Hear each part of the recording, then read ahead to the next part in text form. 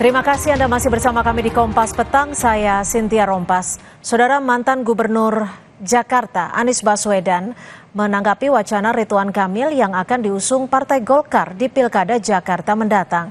Menurutnya Pilkada adalah soal warga Jakarta yang ingin hidup lebih baik. Anies Baswedan menyatakan bahwa proses politik memang berjalan. Namun menurutnya warga Jakarta tidak bertanya apa partai politik ataupun pasangan politiknya. Sehingga Anies ingin tetap berfokus pada warga Jakarta. Terkait koalisi besar Kim Plus berpeluang mengusungnya di Pilkada Jakarta, menurut Anies hal tersebut adalah masa depan. Baginya hal itu mengalir saja dan saat ini ia pun telah berkomunikasi dengan semua pihak termasuk Partai Gerindra. Pokoknya ini adalah tentang warga Jakarta. Ini tentang warga Jakarta yang ingin pelayanannya lebih baik, yang ingin hidupnya lebih makmur, lebih sejahtera. Jadi biarkan proses politik itu berjalan, tapi fokus saya tidak mau bergeser. Fokus saya tentang warga Jakarta. Ini kalau ketemu warga Jakarta nggak ada tuh yang tanya sama saya siapa pasangannya, siapa partainya. Luar biasa pada malam hari ini. Teka-teki siapa yang akan diusung Golkar untuk maju di Pilkada Jakarta mulai terungkap. Setelah Golkar menyatakan akan mengusung Deddy Mulyadi untuk maju di Pilgub Jawa Barat, Partai Golkar kini mengirim sinyal Koalisi Indonesia Maju akan mengusung Ridwan Kamil maju di Pilgub Jakarta. Sekjen Partai Golkar, Ludwig Paulus menjelaskan ada peluang Ridwan Kamil diusung di Pilgub Jakarta. Ludwig bilang kalau Deddy Mulyadi di Jawa Barat, artinya Ridwan Kamil on the way ke Jakarta akan benar terjadi. Jadi program ini ya Pak, RK di Jakarta ya Pak? Oh itu juga, ya itu yang kita lihat itu Pak Deddy sana berarti OTW Jakarta jadi RK jadi benar. Mungkin video, baliho dipasang lagi kali ya. Gimana? Kira-kira pengumumannya kapan Pak? Hah? Pengumuman kapan? Karena kan dikit lagi. Jelas tanggal 27 sudah ada pengumuman. Beberapa waktu lalu, nama Yusuf Hamka sempat mencuat akan diusung jadi bakal Cagup Jakarta. Basuki Cahayapurnama atau Ahok mengatakan pria yang akrab disapa Babah Alun itu tidak jadi ke kancah politik lantaran partai pendukungnya disinyalir berubah haluan memasang Ridwan Kamil di Jakarta. Menurut Ahok, yang kini jadi pertanyaan adalah apakah RK akan dipasangkan dengan Yusuf Hamka atau dengan Ketum PSI yang juga anak Jokowi, Kaesang Pangarep. Tadi Pak Hamka baru telepon saya. Gimana tuh Mas? Aku nekan sama Pak Hamka kok. Kayaknya nggak jadi maju nih. Karena udah Kim Plus kan, udah dukung RK kan. Berarti yang Golkar punya calon bukan. Tinggal kita tanya nih, RK dengan Hamka atau RK dengan Mas Kaisang nih. Kita kan nggak tahu gitu. Direktur Eksekutif Carta Politika Yunarto Wijaya menyatakan terkait dukungan dalam Pilgub Jakarta, ada spekulasi jika negosiasi yang dilakukan Kim Plus bukan saja soal Jakarta, tetapi pada level nasional. Menurut Yunarto, negosiasi bisa saja berupa kursi menteri. Kalau bicara dalam konteks DKI, ya tentu saja yang akan paling kena implikasi Anies Baswedan. Tapi saya menduga kalau yang disebut dengan Kim Plus kan tidak berarti negosiasi yang terjadi di level hanya DKI. Nggak akan mau tuh menurut saya yang namanya PKB, Nasdem, PKS, kalau dealnya hanya terkait kompensasi di DKI, lalu kemudian mereka menarik dukungan terhadap Anies. Artinya ini kan kita berbicara spekulasi mengenai Kim Plus di level nasional. Bahwa ada negosiasi, mungkin saja kursi menteri, mereka bergabung dalam koalisi Prabowo Gibran. Merujuk hasil Pileg DPRD Jakarta 2024, tidak ada partai politik yang bisa usung sendiri cagup dan cawagupnya pada Pilkada Jakarta nanti. Dibutuhkan setidaknya 22 kursi di DPRD DKI Jakarta untuk mengusung calon gubernur dan calon wakil gubernur. Berdasarkan pasal 40 Undang-Undang Pilkada, pasangan calon kepala daerah baru bisa didaftarkan ke KPU jika mendapat dukungan 20% kursi DPRD atau 25% suara hasil pemilu terakhir. Tim Liputan, Kompas TV. Bulan Agustus tiba, nama Ridwan Kamil kembali mencuat maju di Pilgub Jakarta. Benarkah sejak awal Ridwan Kamil disiapkan berpasangan dengan Kaesang untuk melawan Anies? Kita bahas selengkapnya bersama Ridwan Hisyam, anggota Dewan Pakar Partai Golkar, dan juga Ray Rangkuti, Direktur Eksekutif Lingkar Madani. Selamat sore Bang Ray dan juga Pak Ridwan, tapi sebelum kita lanjutkan dengan dialog, kita akan simak dulu pernyataan dari Ketua Umum PSI Kaesang Pangarep yang bicara soal peluang dirinya maju di Pilgub Jakarta atau Jawa Tengah. Kaesang saat itu mengatakan akan memberikan kejutan di bulan Agustus bahwa penugasan dirinya untuk maju pada pemilihan kepala daerah DKI Jakarta 2024 akan diputuskan Agustus mendatang. Jika saya masuk di salah satu bursa, ya saya hanya bisa mengucapkan alhamdulillah gitu aja. Kita selalu membuka dengan siapapun. Kan kami membuka, kalau mereka menutup ya nggak apa-apa. Ya itu kan ini ya alhamdulillah aja. Tapi baik lagi untuk Jakarta ataupun Jawa Tengah. Seperti yang saya bilang, tunggu kejutannya di bulan Agustus. Saya langsung ke Bang Ray. Bang Ray, sejak lama Kaesang selalu mengucapkan tunggu di bulan Agustus. Kurang lebih dari awal-awal Juni ia sudah mengatakan seperti itu. Apakah ini artinya penempatan Kaesang untuk maju di Pilgub Jakarta ini sudah disiapkan pula atau dibikin skemanya sejak lama? Ya, skema itu tentu saja dari keluarga Pak Jokowi gitu. Kalau dari partai-partai ini kan naik turun. Misalnya sebelum ini kan Gerindra tidak pernah menyebutkan nama Kaesang.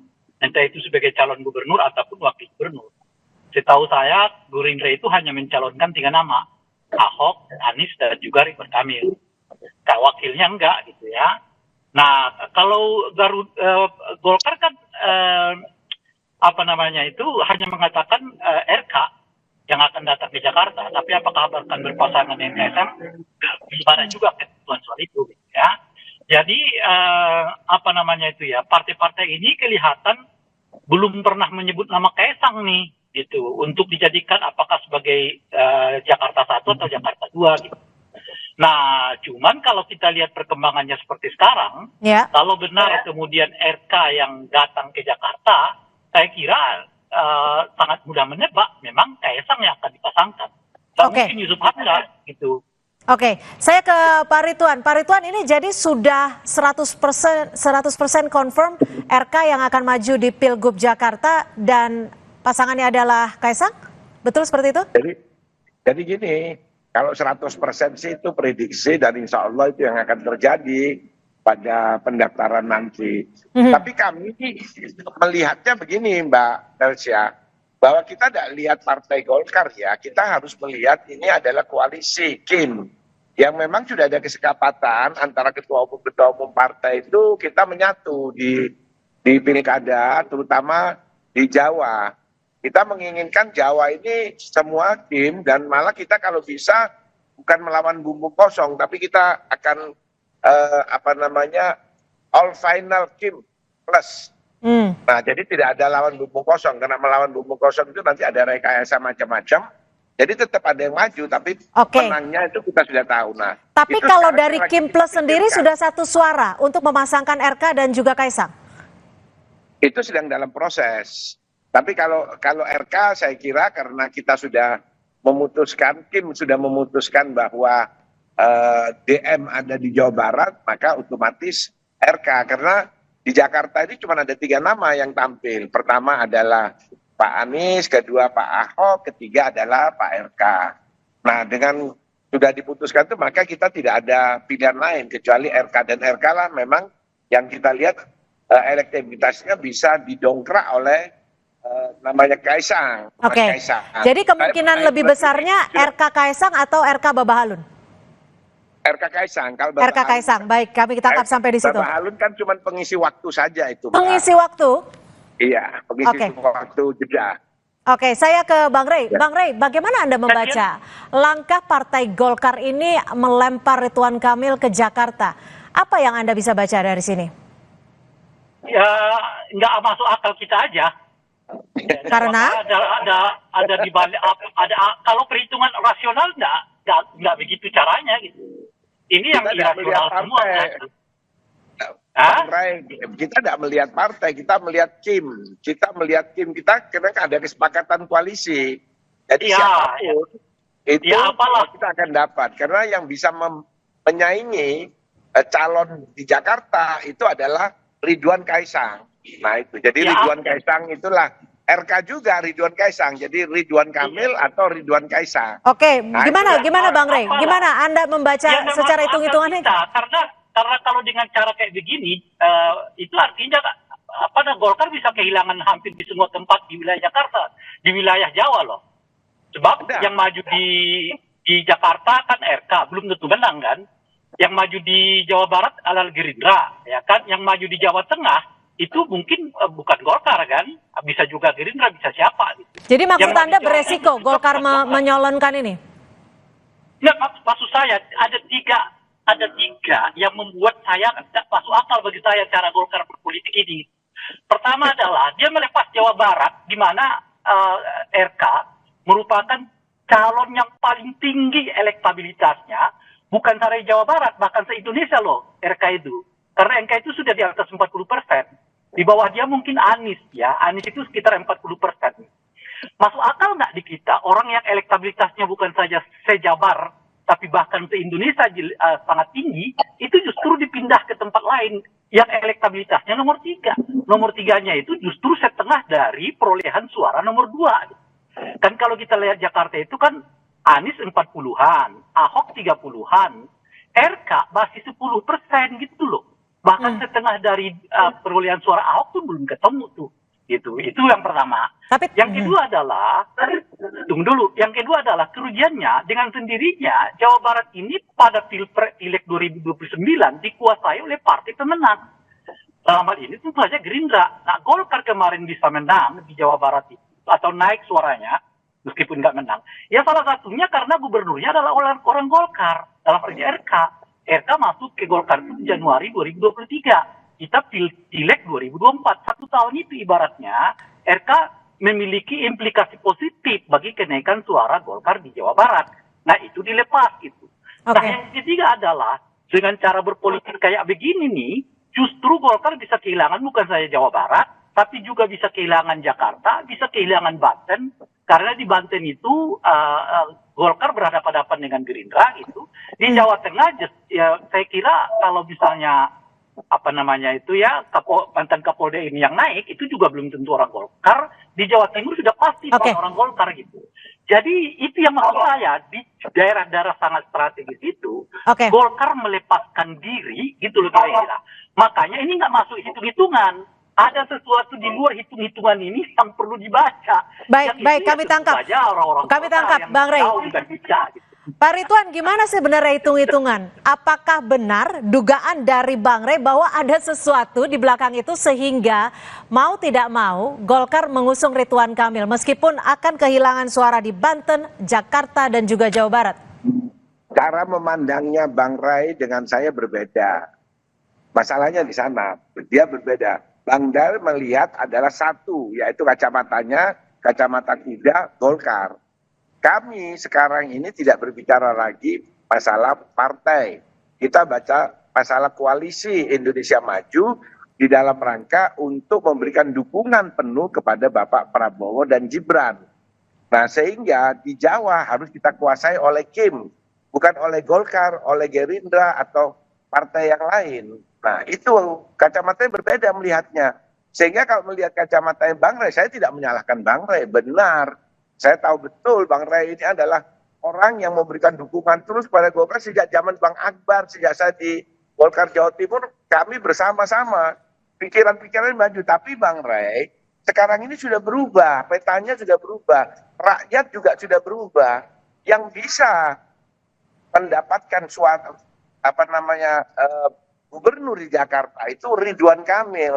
Kalau Ridwan Kamil kita taruh di Jawa Barat, maka Jakarta akan lepas. Yang bisa melawan ya nominasi ke 1 ke 2 cuma Ridwan Kamil dengan dibantu suara dari senamanya Kaisang. Kaisang ini kita tidak bisa lepaskan dari suara Pak Jokowi sebagai presiden yang saat ini, dan meskipun nanti tidak sudah selesai presidennya nanti bulan November, tapi elektabilitas atau simpati kepada Pak Presiden Jokowi ini sangat tinggi, masih di atas 60-70%, sehingga bagaimanapun Kaisang itu tidak bisa dilepaskan dengan Pak Jokowi yang putranya adalah Kaisang, dan juga Gibran nanti sudah terpilih, sudah menduduki di dalam tanggal 20 Oktober. Oke, Nah, Pak Ridwan, apakah ini artinya keputusan mengusung Ridwan Kamil dan juga kemungkinan untuk memasangkan dengan Kaisang atas perintah Jokowi? Tapi dijawabnya usai jeda, tetap bersama kami di Kompas Petang.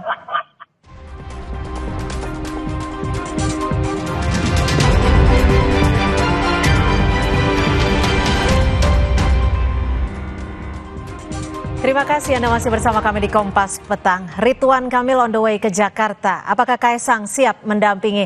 Saya ke Pak Ridwan kembali nih. Pak Ridwan, tadi Anda sebut tidak bisa lepas dari suara Jokowi, tidak bisa lepas dari Jokowi. Ini maksudnya penempatan nama RK yang nantinya kemungkinan besar dipasangkan dengan Kaisang atas perintah dari Pak Jokowi? Bukan, ini adalah hasil diskusi rapat di KIM.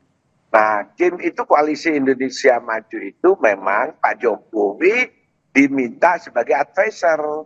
Jadi kan sering pertemuan-pertemuan, nah Pak Jokowi diajak. Tapi keputusan tetap ada di partai-partai, karena forum KIM ini kan baru informal kan dia. Jadi bukan bentuk partai. Tapi kita lihat ya ke depan, Bang Rey, di Malaysia itu ada namanya UMNO. UMNO itu gabungan daripada partai-partai ya. Nah, itu. Nah, Golkar pun kalau bicara Golkar zaman tahun 64 itu adalah gabungan, sekber Golkar itu ada gabungan. Nah, saya melihat bahwa ke depan memang harus ada penyederhanaan partai politik, Bang. Oke. Kalau kita sebegitu banyak, itu tidak akan terjadi yang namanya. Tapi gini Pak Ridwan, ini kan Mas Kaisang sempat membicarakan bahwa tunggu saja bulan Agustus, dan bulan Agustus langsung terungkap seperti ini. Apakah ini memang sudah direncanakan sejak awal-awal persiapan untuk iya dong. Pilkada? Kan kita mencapai sesuatu itu kan harus ada perencanaan. Kita memang sudah merencanakan Ridwan RK, yaitu Ridwan Kamil dan Kaisang. Jadi ya tetap Ridwan Kaisang RK itu. Itu memang perencanaan kita, tapi kan harus kita uji. Kita uji dulu ke lapangan. Nah, kita munculkanlah yang namanya Aba Alun, ya kan, Yusuf Hamka sebagai jeda. Kita lihat semuanya itu. Nah, di akhir ini kita melihat bahwa harus sudah membuat keputusan. Kita kembali ke skenario awal. Skenario awalnya Pak RK, yaitu Ridwan Kaisang. Nah, tinggal kita dalam waktu seminggu 2 minggu ini kita finalisasi saja. Oke, jadi memang sudah skenario sejak awal RK, Ridwan Kaisang. Gimana Bang Rey? Ridwan Kaisang. Bagaimana Bang Rey? Iya, itu kan yang lagi-lagi saya sebut skenario nggak masuk akal itu, karena kenyataannya RK kan nggak naik-naik suaranya. Kaisang juga nggak naik-naik suaranya kan. RK di angka 10 ditopang oleh Kaisang 5%. Masih 15%, setengah dari perolehan suaranya Ahok, gitu. Padahal Ahok itu juga seperti RK kan belum kerja.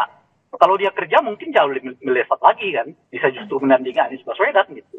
Jadi menurut Anda? Pak J, oleh karena itu kan ada 2 atau 3 skenario.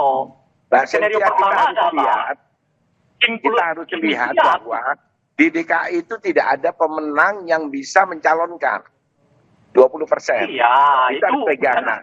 Sehingga ya kita dengar Bang Rey dulu. Seperti apa Bang Rey, perspektifnya Bang Rey? Skenario kita di dalam rangka untuk Oke, kami tangkap Pak Ridwan. Kita ke Bang Rey dulu. Iya, Bung Ridwan, diskusi kita bukan soal syarat. Diskusi kita itu adalah soal elektabilitas calon. Sejauh ini RK kelihatan masih elektabilitasnya 10%, Kaisang 5%. Kalau digabung masih 15%. Itu artinya masih setengah dari perolehan suaranya Ahok. Ahok belum tentu akan nambah juga kalau dipasangkan dengan si Anu gitu. Nah itu satu. Nah, jadi Bang Rey, jadi menurut Anda apa dong yang menjadi penyebab utamanya Golkar bisa dikatakan hampir mantap lah untuk mengusung Ridwan dan Kaisang? Apakah ada kaitannya dengan tukar-menukar kursi di kabinet nantinya? Terlalu kecil menurut saya bagi Golkar kalau cuma sekedar tukar-menukar kursi kabinet. Kan mereka udah target 6, dan 6 itu logik tanpa harus mempertukarkan Jakarta gitu loh. Karena mereka adalah orang atau partai yang paling kuat pengaruhnya di dalam pilkada, mereka di dalam pemilu, mereka menang pemilu, mereka backup Pak Prabowo sejak dari awal. Jadi kalau mereka misalnya minta 5-6 kursi, itu sangat wajar menurut saya, tanpa harus mempertukarkan Jakarta gitu loh. Nah, itu satu. Dan karena kemudian bukan hanya Jakarta yang hilang, potensial hilang, Jawa Barat hilang, sudah jelas kan, Jawa Timur hilang, Jawa Tengah hilang, Banten juga mungkin bisa hilang gitu.